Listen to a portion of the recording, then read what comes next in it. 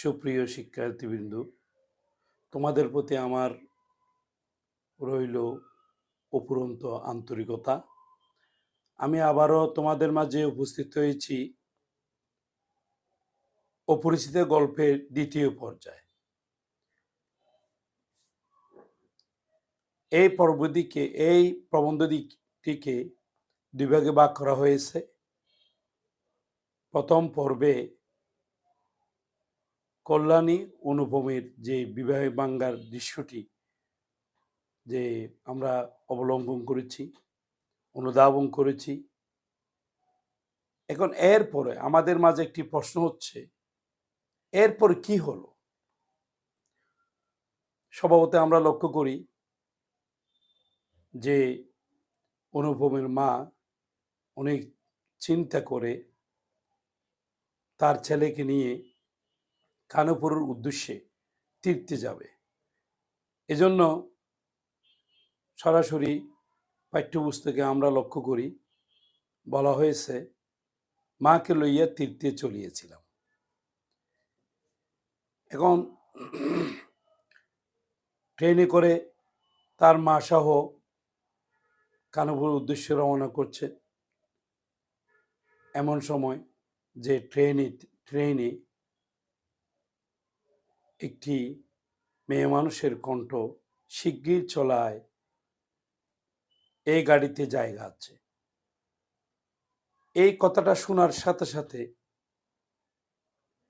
অনুপমের মনের ভিতরে একটা গভীর রেখাপাত, যে এই মেয়েটির কণ্ঠটি যেন চেনা চেনা মনে হচ্ছে, কিন্তু মেয়েটিকে তো কখনো অনুপম দেখেনি, সচক্ষে কখনো দেখার তার সুযোগ হয়নি। সেখানে বলা হয়েছিল হতে পারে আরেকটি কদম, আরেকটি পা যদি সেদিন যদি বাড়াতো, হতে পারত কল্যাণীর তার বিবাহ।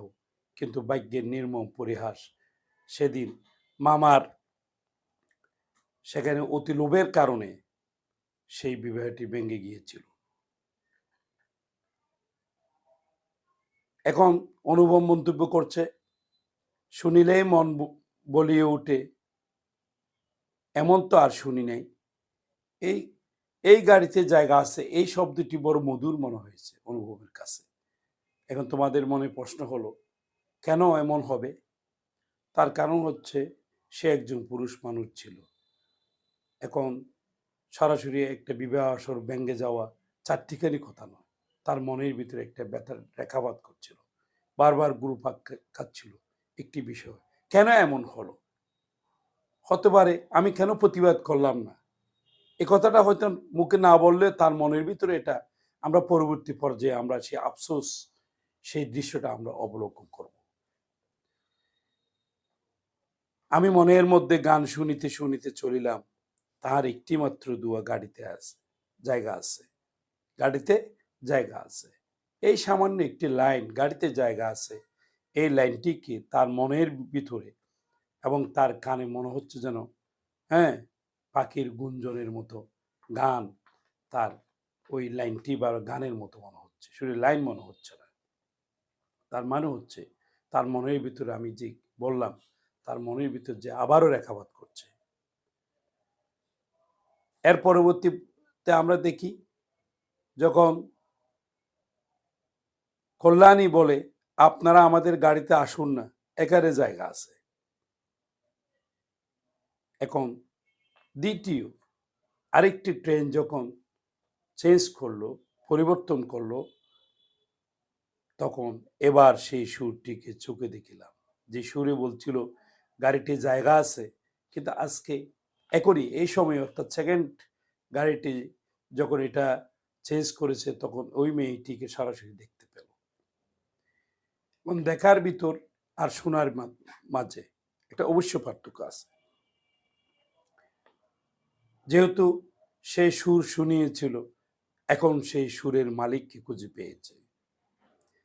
ইহার গতি সহজ, দীপ্তি নির্মল, সৌন্দর্যে সূচিত অপূর্ব, ইহার কোনো জায়গায় কোনো জড়িবে নাই। মেয়েটাকে খুব চঞ্চল, স্পষ্টবাদী মনে হয়েছে এবং একেবারে নির্মল অপূর্ব তার মনে রেখাপাত করছে। সেখানে সঙ্গে ২-৩টি ছোট ছোট মেয়ে ছিল, তাহাদিকে লইয়া তাহার হাসি এবং কথার অন্ত ছিল না। এবং সেখানে অনেক সময় তারা বাদাম চানামুট খাচ্ছিল। হ্যাঁ, অনেক সময় অনুপমের তার লোভ হচ্ছিল। যাক, আমরা সেদিকে যাব না। এতক্ষণ পর্যন্ত আমি যা বর্ণনা করলাম, সেই বর্ণনার ভিতরে যে অনুপম এবং তার কল্যাণের ভিতরে তেমন কোনো কথোপকথন হয়নি, কথাবার্তা হয়নি। কিন্তু কানপুরে গাড়ি আসিয়া থামিল। মা জিজ্ঞাসা করিলেন, তোমার নাম কি মা? মেয়েটি বলিল, আমার নাম কল্যাণী। শুনিয়া মা এবং আমি দুজনেই চমকে উঠিলাম। তোমার বাবা? তিনি এখানকার ডাক্তার, তাহার নাম শম্ভুনাথ সেন। এই কথা বলার ভিতরে এখন অনুপম এবং তার মায়ের ভিতরে আচমকা বা হঠাৎ তার ভিতরে একটা যে অতীতের চিত্রটা বেশি উঠল। যেহেতু অনুপমের জন্য যে মেয়েটি বিবাহ ভেঙে গিয়েছিল, যে মেয়েটিকে হবু স্ত্রী হিসেবে ভাবছিল অনুপম, হ্যাঁ, সেই মেয়েটির নাম কল্যাণী এবং তার বাবার নামে কি? শম্ভুনাথ সেন। তিনি এখানকার ডাক্তার, তিনি ডাক্তার। তারা নিশ্চিত হয়েছে এই সেই কি মহিষী নারী, যে বিবাহ ভাঙ্গার সত্ত্বেও এক মিনিটের জন্য বা এক মুহূর্তের জন্য বিমর্ষ হয়নি। এটা আমাদের সমাজের মেয়েদের জন্য একটি বিশাল মাইল ফলক বলে আমি মনে করি। কারণ আমরা লক্ষ্য করি মেয়েরা কোনো না কোনোভাবে নির্যাতিত হচ্ছে বিভিন্ন জায়গায়।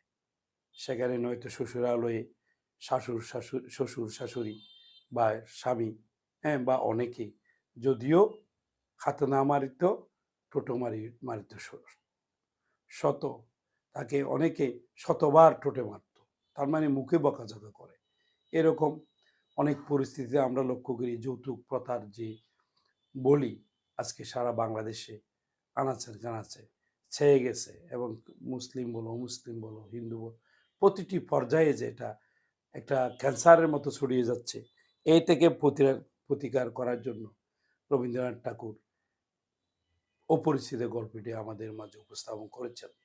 এই গল্পের একটি ধারাবাহিকতায় এর আগেই তিনি হৈমন্তী একটি গল্প তিনি লিখেছেন, যেখানে হৈমন্তীর মৃত্যু তার শ্বশুরালয় হয়েছিল জ্বরে, যে বাবা তাকে আনতে গিয়ে, হ্যাঁ, সেখানে আনতে দেয়নি এই হৈমন্তীর শাশুড়ি, সেখানে তার মৃত্যু হয়েছিল। আমরা এখানে দেখি মেয়েটির একটা প্রতিবাদের কণ্ঠস্বর। ওটি কিভাবে হলো? সে বসে থাকেনি, সে ছোট ছোট মেয়েদেরকে পড়াশোনার দায়িত্ব দিয়েছে। এটাকে দেশপথ বলা হয়। যাও, মামার নিষেধ অমান্য করিয়া মাতৃআজ্ঞা ঠেলিয়া তারপরে আমি কানুপুরে আসিয়াছি। কল্যাণীর বাপ এবং কল্যাণীর সঙ্গে দেখা হইয়াছে। হাত জোট করিয়াছি, মাথা হেট করিয়াছি। সোমনাথ বাবু হৃদয় গলিয়াছে। কল্যাণী বলে, আমি বিবাহ করিব না। তিনি কি করছেন? মামা এবং তার মা নিষেধ করার পরেও সেখানে তার যে স্ত্রী হওয়ার কথা কল্যাণীর বাবার কাছে গিয়েছে, ক্ষমা চেয়েছে। হ্যাঁ, কিন্তু হাত জোট করে মাথা হেট করেছে, হাত জোট করে ক্ষমা চেয়েছে। শম্ভুনাথ বাবু তিনি তার হৃদয় গলেছে, হ্যাঁ, রাজি হয়েছে, কিন্তু কল্যাণী বলে, আমি বিবাহ করিব না। কেন? মাতৃআজ্ঞা। আজ্ঞা বলতে কি? এখানে আবার মাতুল আছে নাকি? এখানে আবার মায়ের আদেশ কিসের? এটা দেশপ্রেম। কিন্তু আমরা শেষের দিকে দেখি ওগো পরিচিতা, এ দেখো অপরিচিত গল্পের নামকরণটা এখানে এসে সার্থক।